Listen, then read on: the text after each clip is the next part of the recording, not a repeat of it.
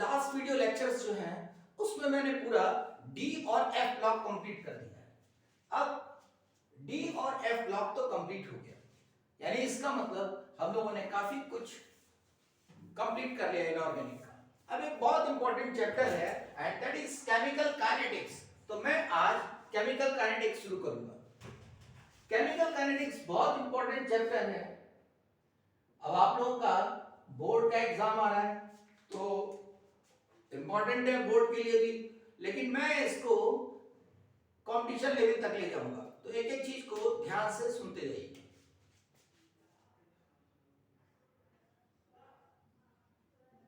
Chemical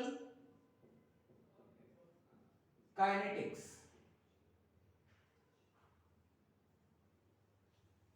अब इसको जो है, इसका नाम बड़ा इंटरेस्टिंग है। अगर हम बात करें हिंदी में तो इसका नाम है रासायनिक गतिकी। गतिकी मतलब कुछ रिलेशन आ रहा है मोशन से, यानी ऐसा क्या है कि जो हम केमिकल्स को मोशन से रिलेटेड कर सकते हैं। यानी केमिकल्स में ऐसा क्या है कि वेलोसिटी का कंसेप्ट आएगा। ऐसी कौन सी चीज है? अब देखो, वेलोसिटी का मतलब क्या होता है, स्पीड का मतलब क्या होता है, वेलोसिटी का मतलब, स्पीड का मतलब, अगर जनरली देखा जाए तो ये होता है कि कोई चीज टाइम के साथ घट रही है या बढ़ रही है। वेलोसिटी का जनरल मतलब अगर कहा जाए तो हम ये कहेंगे कि कोई चीज टाइम के साथ घट रही है या बढ़ रही है। यानी वेलोसिटी और स्पीड, जब हम फिजिक्स में बात करते हैं तो हम क्या कहते हैं, डिस्टेंस के बारे में बात करते हैं। यानी डिस्टेंस टाइम के साथ बढ़ रहा है या घट रहा है तो उस पर हम वेलोसिटी कहते हैं। अगर मैं आपसे कहूं कि आप पर सेकंड कितने पन्ने पढ़ रहे हैं तो ये भी एक तरीके की स्पीड हुई कि मैं 4 पन्ने पर सेकंड पढ़ रहा हूं, या 100 क्वेश्चन 10 मिनट में लगा रहा हूं, तो ये भी एक तरीके की आपकी क्वेश्चंस को लगाने की स्पीड हुई। तो वैसे ही अगर हम केमिस्ट्री की बात करें तो केमिस्ट्री में ऐसा क्या है जिसको हम स्पीड में ले सकते हैं, वेलोसिटी में ले सकते हैं? वो ये होगा कि जब हमने रिएक्टेंट्स लिए तो वो किस तरीके से प्रोडक्ट में कन्वर्ट हो रहे हैं, यानी पर यूनिट टाइम में कितना रिएक्टेंट प्रोडक्ट में कन्वर्ट हो रहा है। यानी इसका मतलब और क्लियर किया जाए, पर यूनिट टाइम में कितना रिएक्टेंट का कंसंट्रेशन प्रोडक्ट में कन्वर्ट हो रहा है। तो अब यहां कंसंट्रेशन टाइम के साथ रिएक्टेंट का कंसंट्रेशन टाइम के साथ क्या होगा, घटेगा और प्रोडक्ट का बढ़ेगा। बहुत ये मैं इंट्रोड्यूस कर रहा हूं उसमें, इस चैप्टर में पढ़ना क्या है। रिएक्टेंट टाइम के साथ घटेगा, वो कंज्यूम हो रहा है और प्रोडक्ट प्रोड्यूस हो रहा है तो वो पर यूनिट टाइम में बढ़ेगा। यानी इसका मतलब rate of formation of product, rate of consumption of reactant, यानी इसका मतलब ये हुआ रिएक्टेंट की वेलोसिटी किस चीज की होगी, कंज्यूम होने की, और प्रोडक्ट की वेलोसिटी प्रोड्यूस होने की। अब सीधे सीधे नहीं कह सकते हैं, कोई ये दाल चावल नहीं है कि हमने दाल और चावल को मिलाया, गैस जला दी और खिचड़ी बनके तैयार हो गई। यानी इसका मतलब कि जो चावल है उसके सारे दाने और जो दाल है उसके सारे दाने एक सेकंड के बाद, एक समय के बाद, सॉरी सेकंड नहीं, एक समय के बाद वो खिचड़ी में कन्वर्ट हो जाएंगे। लेकिन जब रिएक्शन की बात करते हैं तो रिएक्शन में कोई एक फैक्टर नहीं होता है रिएक्टेंट को प्रोडक्ट में कन्वर्ट होने के लिए, तमाम सारे फैक्टर हैं। उसमें एक ये भी फैक्टर होता है कि जो रिएक्टिंग मॉलिक्यूल्स हैं, यानी रिएक्टिंग मॉलिक्यूल्स वो कौन से मॉलिक्यूल हैं जो प्रोडक्ट में कन्वर्ट होंगे। सारे मॉलिक्यूल प्रोडक्ट में कन्वर्ट नहीं होते। जैसे मान लीजिए कि आपने रिएक्टेंट के 100 मॉलिक्यूल लिए 100 मॉलिक्यूल लिए, आपने रिएक्टेंट के 100 मॉलिक्यूल लिए तो सारे के सारे प्रोडक्ट में कन्वर्ट नहीं होंगे, उसमें से कुछ ही कन्वर्ट होंगे। यानी जिसके अंदर क्षमता होगी, जिसके अंदर ताकत होगी, वही तो प्रोडक्ट में कन्वर्ट होगा। तो अब सोचिए इस बात को कि अगर मान लीजिए आपने रिएक्टेंट के 100 मॉलिक्यूल लिए, 100 मॉलिक्यूल्स आर टेकन, ठीक है ना, अब उसमें से सिर्फ 10 मॉलिक्यूल प्रोडक्ट में कन्वर्ट होते हैं, तो आपका 10% प्रोडक्टिविटी हुआ। कितना प्रोडक्टिविटी हुआ? 10%। सिर्फ 10% कन्वर्ट हो रहा है प्रोडक्ट में, बाकी जो 90 मॉलिक्यूल्स हैं वो कन्वर्ट नहीं हो रहे हैं। अब यानी एक इंफॉर्मेशन आपके पास आई कि भाई रिएक्टेंट में से 10 मॉलिक्यूल ही कन्वर्ट हो रहा है प्रोडक्ट में, तो अब आपको क्या सोचना पड़ेगा कि भाई या तो ये 90 मॉलिक्यूल्स जो प्रोडक्ट में कन्वर्ट नहीं हुए उनको फेंक दें, तो ये क्या होगा? लॉस होगा, सिस्टम का लॉस होगा, रिएक्शन का लॉस होगा, जिस इंडस्ट्री में बन रहा होगा उसका लॉस होगा, कंपनी तो घाटे में चली जाएगी, कंपनी बैठ जाएगी। तो क्या सोचा गया कि कैसे हम बाकी बचे हुए 90 मॉलिक्यूल्स को भी प्रोडक्ट में कन्वर्ट करें। अब ये जो तरीका है यही हमें केमिकल काइनेटिक्स में पढ़ना होता है, यानी वो जो 10 मॉलिक्यूल हैं उसके जैसे ही बाकी मॉलिक्यूल्स को बनाना होता है, और वो जो कंडीशंस हैं वो हमें केमिकल काइनेटिक्स में पढ़नी है। मेरा ख्याल आपको ये समझ में आ गया होगा, नहीं समझ में आया? ओके, ऐसे समझाते हैं। जैसे मान लीजिए आप स्टूडेंट हैं, तो कोचिंग आप जाते हैं। अब कोचिंग में मान लीजिए एक क्लास के अंदर 50 स्टूडेंट बैठे हैं। अब वो जो 50 स्टूडेंट हैं, क्या आप मान के चलते हैं कि सारे सिलेक्ट हो जाएंगे? नहीं ना, नहीं सिलेक्ट होंगे। उसमें से 2, 4, 6, 10 यानी वही सिलेक्ट होंगे जिनकी क्षमता है, और कुछ की क्षमता ऐसी होगी कि जिनके साथ जरा मेहनत की जाएगी तो वो भी सिलेक्ट हो जाएंगे। कुछ ऐसे होंगे जिनके साथ ज्यादा मेहनत की जाएगी तो वो सिलेक्ट हो जाएंगे। कुछ ऐसे होंगे जो अपने आप मेहनत कर रहे होंगे और सिलेक्ट हो जाएंगे, और कुछ ऐसे होंगे चाहे कुछ भी कर लो वो कहेंगे जाओ हम तो सिलेक्ट नहीं होंगे। ऐसे होते हैं, यानी इसका मतलब उनका एनर्जी लेवल बहुत कम है, यानी उनको एनर्जी देने के बाद भी सिलेक्ट कराया नहीं जा सकता। अब ये सारी बातें अभी आएंगी, ये सारी बातें आपको देखने को मिलेंगी। मान लेते हैं कोई एक रिएक्शन की बात करते हैं, रिएक्शन की बात करेंगे तो हमें क्या करना पड़ेगा? हमें रिएक्टिंग मॉलिक्यूल्स लेने पड़ेंगे। मान लेते हैं कि एक मॉलिक्यूल ए है, ये मॉलिक्यूल है रिएक्टिंग मॉलिक्यूल, और दूसरा ये बी है। बहुत ध्यान से सुनिए एक बात, ये ए मॉलिक्यूल है रिएक्टिंग मॉलिक्यूल यानी रिएक्टेंट्स, और ये बी है। अब इन दोनों का रिएक्शन कराया गया, यानी एक रिएक्टर में ले लिया गया, एक कंटेनर में ले लिया गया जहां इनको रिएक्शन करना है। तो अब ये जो है ए क्या करेगा? बी से टकराएगा, ए बी से टकराएगा, बी ए से टकराएगा। अब टकराया तो जरूरी नहीं कि टकराने से रिएक्शन हो जाए, हो सकता है टकराने के बाद ये वापस चले जाए। अब ये अगर वापस चले गए, अगर ये वापस चले गए तो ये क्या कहलाएगा? इनइफेक्टिव। ये क्या कहलाएगा? Ineffective collision.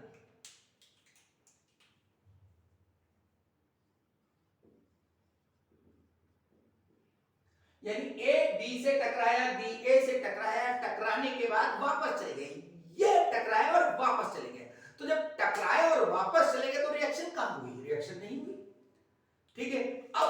अब मान लीजिए कि आप किसी की खोपड़ी पकड़ते हो और दीवार में लड़ाते हैं, खोपड़ी पकड़ी, दीवार में लड़ाई, अब ऐसे लड़ा रहे हैं दीवार में, ऐसे लड़ा रहे हैं, तो क्या हो रहा है? कुछ नहीं हो रहा है। लेकिन अगर ऐसे पकड़े और जबरदस्त तरीके से लड़ाएं तो 2 खोपड़ी हो जाएंगी। इसका मतलब अब अगर ये 2 खोपड़ी हो गई तो दिस इज इफेक्टिव कोलिजन। तो इफेक्टिव कोलिजन कैसे हुआ? यानी आपको एक्स्ट्रा एनर्जी उसे देनी पड़ी। तो जब एक्स्ट्रा एनर्जी दी, यानी this energy supplied from outside, energy is required to convert ineffective collision into effective collision. तो अब क्या होगा? देखिए हमने क्या किया? एनर्जी दी, सपोज इवन एनर्जी दी। अब ये इवन एनर्जी दी तो ये ए वो बी के साथ डिफ्यूज हो गया, ये ए बी बन गया, ए बी के साथ डिफ्यूज हो गया। अब ये क्या कहलाएगा, ये कहलाएगा एक्टिवेटेड कॉम्प्लेक्स, ये एक्टिवेटेड कॉम्प्लेक्स कहलाएगा। और इसको हम रिएक्शन इंटरमीडिएट भी कह सकते हैं, रिएक्शन इंटरमीडिएट कह सकते हैं। इसी को हम ट्रांजिशन स्टेट भी कह सकते हैं। क्या क्या कह सकते हैं, activated complex, reaction intermediate, transition state. और ये अनस्टेबल होता है, अनस्टेबल। अनस्टेबल क्यों होता है, पहले से एनर्जी थी, आपने एनर्जी सप्लाई की, बहुत सारी एनर्जी हो गई, और जब पोटेंशियल एनर्जी बहुत ज्यादा हो जाती है, अगर किसी भी सिस्टम की पोटेंशियल एनर्जी बहुत ज्यादा हो गई तो वो अनस्टेबल हो जाता है। जैसे आप गुब्बारा फुलाइए, गुब्बारे में और हवा भरिए, गुब्बारे में और हवा भरिए, गुब्बारे में और हवा भरिए, उसकी पोटेंशियल एनर्जी बढ़ती जा रही है। और हवा भरिए, थोड़ी और हवा भरिए, क्या होगा, फट जाएगा, क्योंकि वो अनस्टेबल हो गया। इसका मतलब ये हुआ, किसी भी सिस्टम की अगर पोटेंशियल एनर्जी हम बढ़ाते जाएं तो वो सिस्टम कैसा हो जाएगा, अनस्टेबल हो जाएगा। अब मेरा बेटा, अगर ये अनस्टेबल हो गया तो ये टूट जाएगा, तो टूटेगा तो फ्रेगमेंटेशन हो जाएगा। मान लेते हैं कि ये C बन गया और ये D बन गया, सो न्यू फ्रेगमेंटेशन यानी नए, यानी इसको क्या कहेंगे, इसको कहेंगे प्रोडक्ट। तो इस बेटा मेरा ये रिएक्टेंट्स हो गए, ये रिएक्टेंट्स हो गए, और ये हो गए प्रोडक्ट्स। और जब ये टूटेगा तो यहां से एनर्जी रिलीज होगी, सपोज इट इज E2। अब आप सोचिए, ये वाले मॉलिक्यूल टकरा रहे थे, जरूरी नहीं कि वो प्रोडक्ट में कन्वर्ट हो रहे हैं। रिएक्टेंट मॉलिक्यूल्स टकरा थे, जरूरी नहीं कि वो प्रोडक्ट में कन्वर्ट हो रहे हो। आपने क्या किया, एनर्जी सप्लाई की, और जब एनर्जी सप्लाई की तो इफेक्टिव कोलिजन हुआ, दोनों एक दूसरे में डिफ्यूज हो गए। This is the diffused state. This diffuse state is known as activated complex, reaction intermediate भी कहते हैं, transition state भी कहते हैं, and it is unstable because of high potential energy। तो जब ये unstable होगा, it is fragmented, यानी टूट जाएगा, किसमें, प्रोडक्ट्स में, नए मॉलिक्यूल्स में, C और D। तो जिस समय ये टूटेगा तो एनर्जी को रिलीज करेगा। So this is the general concept of reaction। अब इसको ग्राफिकल एनालिसिस में देखते हैं। देखिए, आइए यहाँ देखिए, यहां पर ये मैं ग्राफ में बता रहा हूं। देखिए, ये मैंने लिया y एक्सिस पर लिया मैंने पोटेंशियल एनर्जी, ये y एक्सिस पर मैंने पोटेंशियल एनर्जी लिया। मैं थोड़ा इसको मोटा लिख देता हूं, इसमें समझ में आए। ये मैंने पोटेंशियल एनर्जी लिखा, और यहां पर लिखा मैंने रिएक्शन प्रोपोगेशन, रिएक्शन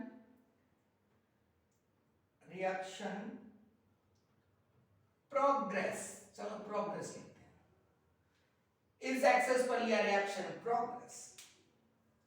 अब देखिए, अब बेटा यहां पर मान लेते हैं एक ये दिस द लेवल, ये एक लेवल है जहां पर रिएक्टिंग मॉलिक्यूल्स A और B,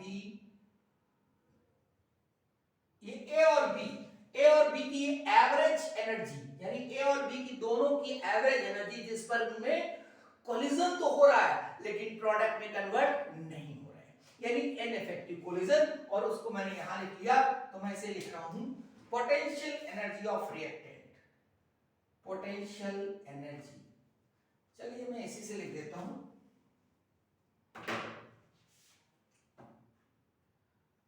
potential energy of reactant. बहुत ध्यान से सुनिएगा, एक एक चीज बहुत इंपॉर्टेंट। ये potential energy of the reactant. अब क्या हुआ, अब हमने एनर्जी सप्लाई की, ये देखिए इवन एनर्जी हमने सप्लाई की, तो अब इसकी एनर्जी बढ़ी और कुछ ऐसा।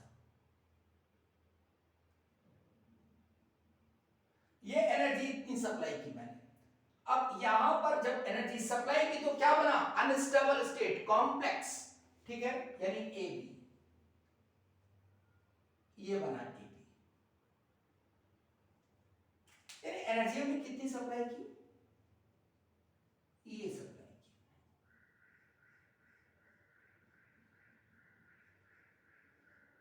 की, E1 एनर्जी सप्लाई की। अब ये कॉम्प्लेक्स बना, अब जब कॉम्प्लेक्स बना तो अब हो सकता है कॉम्प्लेक्स बनने के बाद वो टूटा, और जब ये टूटेगा तो हो सकता है यहां पर बने ये प्रोडक्ट, हो सकता है ये बने,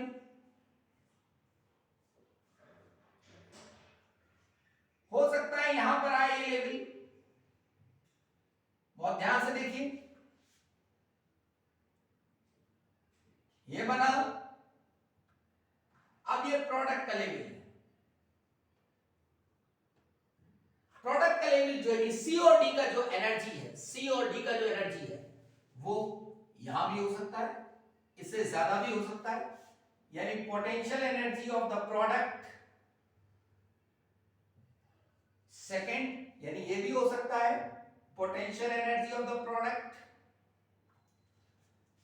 थर्ड, यानी ये भी हो सकता है potential energy of the product. मेरा कहने का मतलब ये है कि हो सकता है ऐसा हो, अगर पहली कंडीशन होती है, अगर मान लीजिए पहली कंडीशन है तो इसका मतलब ये हुआ कि potential energy of the product is greater than potential energy of the reactant. अगर ऐसा है तो potential energy of the product is equal to the potential energy of the reactant.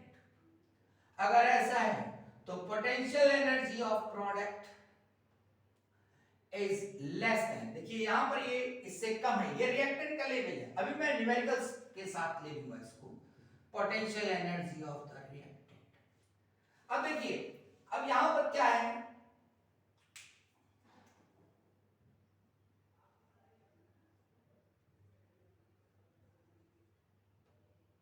अब देखिए यहां पर बेटा ये जो है इस जगह this is the potential energy of the reactant, यहां पर मॉलिक्यूल्स टकरा तो रहे हैं लेकिन प्रोडक्ट में कन्वर्ट नहीं हो रहे हैं। तो हमने क्या करा, हमने एनर्जी सप्लाई की, और एनर्जी सप्लाई की तो क्या हुआ कि ये ए बी डिफ्यूज हो गए, तो ये क्या कहलाएगा, एक्टिवेटेड कॉम्प्लेक्स। इसका मतलब this is the potential energy of the complex, ये कॉम्प्लेक्स की पोटेंशियल एनर्जी, ये पोटेंशियल एनर्जी रिएक्टेंट की हुई, और ये मैंने E1 energy the.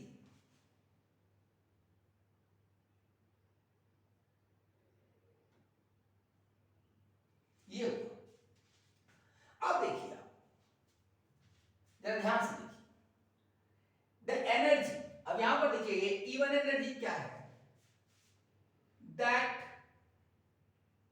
Minimum energy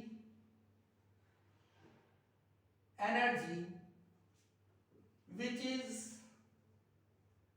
required to convert ineffective collision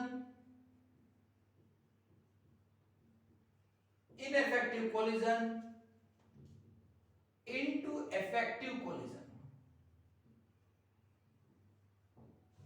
is known as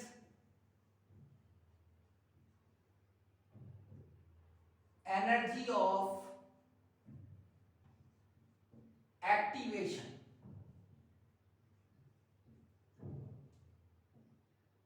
energy of activation, ये हुआ एनर्जी ऑफ एक्टिवेशन।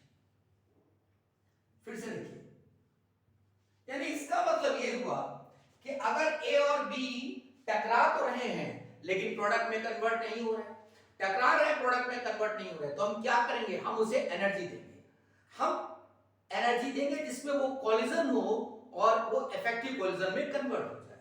तो अब देखिए अब क्या होगा कि अगर आप एनर्जी देते हैं, जैसे ही एनर्जी बढ़ाएंगे एक पॉइंट ऐसा आएगा कि वो इफेक्टिव कॉलिजन में कन्वर्ट हो जाएंगे, तो that minimum amount of energy which is required to convert ineffective collision into effective collision is known as energy of activation, and it is represented by EA or E act, E A से भी represent करते हैं, ई act से। अब देखिए मान लेते हैं, सपोज करिए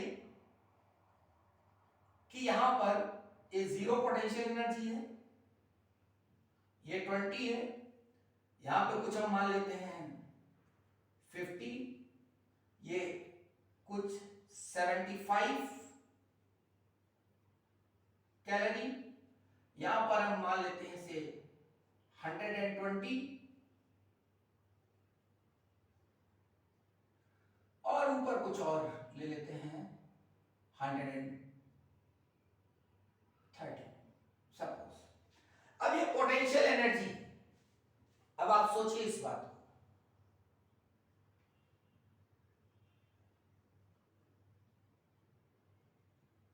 अब देखिए बेटा यहां पर ये पोटेंशियल एनर्जी रिएक्टेंट की है 50, अब 50 पे कोलिजन तो हो रहा है लेकिन प्रोडक्ट में कन्वर्ट नहीं हो रहा है। 50 कैलोरी पर, ध्यान सुनिए, 50 कैलोरी पर मान लेते हैं यहां पर पोटेंशियल एनर्जी हमने कैलोरी में ले रखा, तो 50 कैलोरी, इधर देखिए 50 कैलोरी पर कोलिजन तो हो रहा है लेकिन प्रोडक्ट में कन्वर्जन नहीं हो रहा है, तो क्या होगा, एनर्जी हमने देना शुरू की, देते देते जैसे जैसे 120 हुआ वैसे ही वो प्रोडक्ट में कन्वर्ट होने लगा, यानी डिफ्यूज स्टेट आ गई, एक्टिवेटेड कॉम्प्लेक्स बन गया, अनस्टेबल स्टेट आ गई, यानी कॉम्प्लेक्स की एनर्जी कितनी, 120। तो अगर आपसे पूछा जाए कि एनर्जी ऑफ एक्टिवेशन कितना होगा, तो क्या आएगा, 120 माइनस 50 कितना हो जाएगा, 70 कैलोरी होगी एनर्जी ऑफ एक्टिवेशन। तो जो यहां पर ये E1 लिखा है इसी को हम कहेंगे EA, एनर्जी ऑफ एक्टिवेशन। क्या कहेंगे, energy of activation. Most important, हम अगर 70 कैलोरी से ज्यादा एनर्जी देते थे तब भी प्रोडक्ट में कन्वर्ट हो जाता, तो हमें एनर्जी ऑफ एक्टिवेशन किसे कहना है, मिनिमम रिक्वायर्ड एनर्जी। ठीक है, अब देखिए यहां पर ये एनर्जी जरूरत पड़ी, जब ये बन गया, अब मैं ये हटा देता हूं यहां से, ये समझ में आ गया होगा। देखिए एनर्जी ऑफ एक्टिवेशन क्लियर हुआ, मैं इसको हटाता हूं।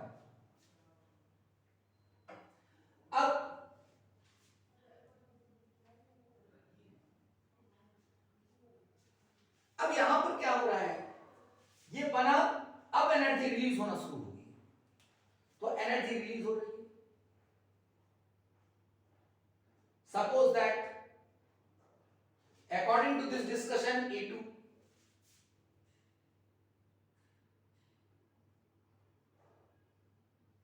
maybe E2 is this, maybe E2 is this,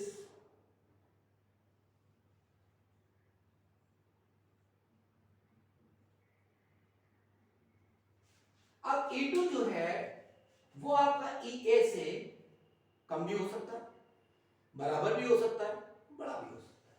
जरा इसके बारे में देखिए, अगर पोटेंशियल एनर्जी प्रोडक्ट की ज्यादा है पोटेंशियल एनर्जी रिएक्टेंट से, सोचिए इस बात को, ये रिएक्टिंग मॉलिक्यूल्स हैं, इनकी एनर्जी कितनी थी, देखिए ध्यान से, इनकी एनर्जी कितनी थी 50, इसकी एनर्जी कितनी है 50 ऑन एवरेज। पहला केस, फर्स्ट केस में प्रोडक्ट की एनर्जी कितनी है 75, ये प्रोडक्ट यहां पर लिखा मैंने 75, देखो थी कितनी 50 और यहां पर एनर्जी कितनी हो गई 75, इसका मतलब net amount of energy is consumed by the reaction, यानी इसका मतलब ये हुआ कि अगर पोटेंशियल एनर्जी प्रोडक्ट का बड़ा है रिएक्टेंट से, तो ये कैसी होगी, एंडोथर्मिक, दिस इज एंडोथर्मिक, ये एंडोथर्मिक हुआ पहला केस, यानी पोटेंशियल एनर्जी रिएक्टेंट से अगर पोटेंशियल एनर्जी प्रोडक्ट की बड़ी है तो रिएक्शन कैसी हो जाएगी, एंडोथर्मिक, और अगर एंडोथर्मिक होगा तो डेल्टा H कैसा होगा, ग्रेटर देन 0 होगा, एंडोथर्मिक तो डेल्टा H ग्रेटर देन 0, ध्यान है। अब यहां पर डेल्टा H के बारे में देखिए, यानी कितनी एनर्जी कंज्यूम कर ली, 50 था 75, यानी 25 calorie energy is consumed by the reaction. अब अगर यहां पर दोनों बराबर हैं तो ये कैसा होगा, आइसोथर्मिक, यानी delta H is equal to 0। अब देखिए अगर यहां पर पोटेंशियल एनर्जी प्रोडक्ट की रिएक्टेंट से कम है, करके देखते हैं।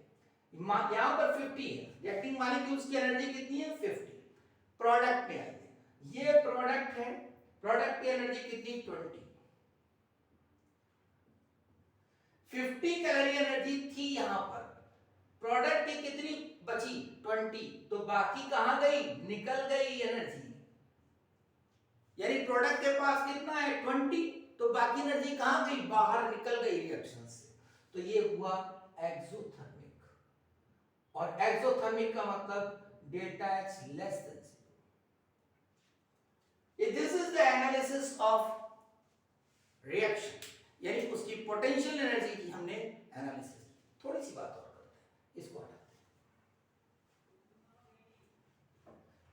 देखिए अब अगर हम बात करें इसी में पहले केस में, यहां पर ये जो एनर्जी ऑफ एक्टिवेशन दिखाई दे रहा है, अगर मैं कहूं कि रिएक्शन रिवर्सिबल है, अगर रिवर्सिबल रिएक्शन होगी तो क्या होगा, ये रिएक्टेंट कन्वर्ट हो रहा है प्रोडक्ट में और प्रोडक्ट कन्वर्ट होगा रिएक्टेंट में, तो जैसे रिएक्टिंग मॉलिक्यूल्स को टकराने के लिए एनर्जी चाहिए, वैसे ही जब प्रोडक्ट रिएक्टेंट में कन्वर्ट हो रहा होगा तो सेम ट्रैक को फॉलो करेगा, प्रोडक्ट भी टकराएगा और उसके लिए एनर्जी चाहिए। तो देखिए यहां पर अब क्या कहने लगेंगे अब हम ये कहने लगेंगे ये फॉरवर्ड की एनर्जी ऑफ एक्टिवेशन है, इसको देखिए यहां देखिए इधर ये फॉरवर्ड की एनर्जी ऑफ एक्टिवेशन है, और ये एनर्जी ऑफ एक्टिवेशन हो जाएगी बैकवर्ड की, ये हो जाएगी एनर्जी ऑफ एक्टिवेशन बैकवर्ड की, ये एनर्जी ऑफ एक्टिवेशन बैकवर्ड की।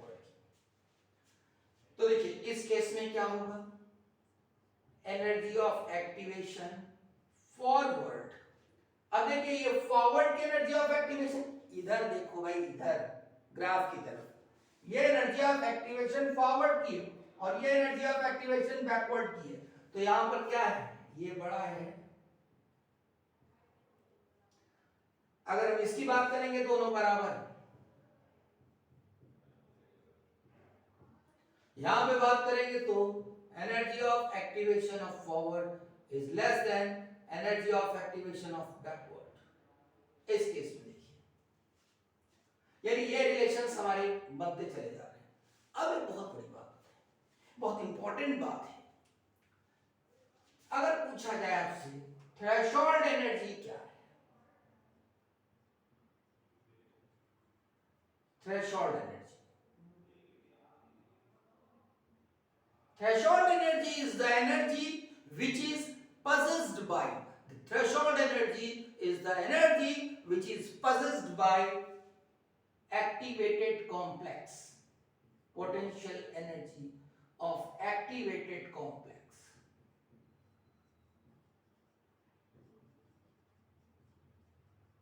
activated complex। अब देखिए अगर ये बात समझ में आ रही है तो ये बात क्यों नहीं समझ में आएगी भाई कि energy of activation forward plus potential energy of the reactant, यानी इसका मतलब देखिए ये यहां पर एनर्जी ऑफ एक्टिवेशन क्या है फॉरवर्ड की, इधर मत देखो इधर देखो, एनर्जी ऑफ एक्टिवेशन फॉरवर्ड, और ये क्या होगा, this is the energy of, यहां ध्यान से देखिए, ये potential energy of the reactant, ठीक है, ये पोटेंशियल द रिएक्टेंट और ये एनर्जी ऑफ एक्टिवेशन फॉरवर्ड, अगर इन दोनों को ऐड कर दें तो ये हो रहा है आपका threshold,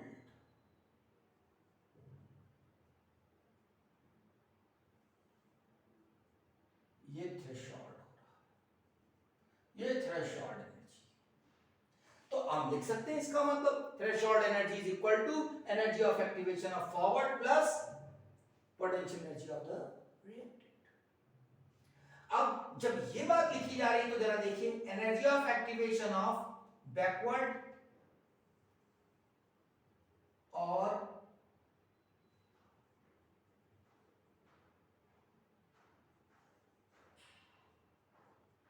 potential energy of the product, ये पोटेंशियल प्रोडक्ट और energy of activation of backward reaction. यानी इसका मतलब हम यहां पर एक रिलेशन और लिख सकते हैं, energy of activation of backward plus potential energy